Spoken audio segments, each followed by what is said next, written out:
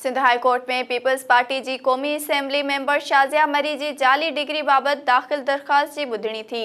SS news जे reporter शाहिद Ali Core i मूजिब ॿुधणी दौरान शाज़िया मरी जे वकील चयो त इल्ज़ाम कूड़ा आहिनि, दरख़्वास्त ख़ारिज कई वञे। इलेक्शन ट्रिब्यूनल शाज़िया मरी ख़िलाफ़ दाख़िल दरख़्वास्त रद्द करे छॾी आहे। वकील इलेक्शन ट्रिब्यूनल जो फ़ैसिलो भी अदालत में पेश करे छॾियो। अदालत दरख़्वास्त गुज़ार के फ़ैसिले की कॉपी फ़राहम करण जी भी हिदायत कई। दरख़्वास्त गुज़ार जो चवणु आहे त शाज़िया मरी इलेक्शन विढ़ण लाइ जाली डिग्री जमा कराए छॾी हुई। हिन लियारी जे हिक जहिड़े नाले वारी छोकिरीअ जी डिग्री जमा कराई हुई। दरख़्वास्त गुज़ार चयो त शाज़िया मरी जे तक जे शहरी अता मोहम्मद चांडियो दरख़्वास्त दाख़िल कई आहे।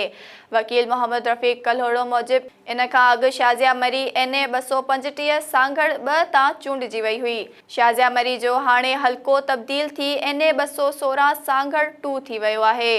दरख़्वास्त गुज़ार अदालत के इस्तदा कई त शाज़िया मरी जाली डिग्री ते इलेक्शन में हिस्सो वरितो खेसि नाअहल करार ॾिनो वञे। बाद में अदालत दरख़्वास्त जी ॿुधणी अणॼातल मुद्दे ताईं मुलतवी करे छॾी।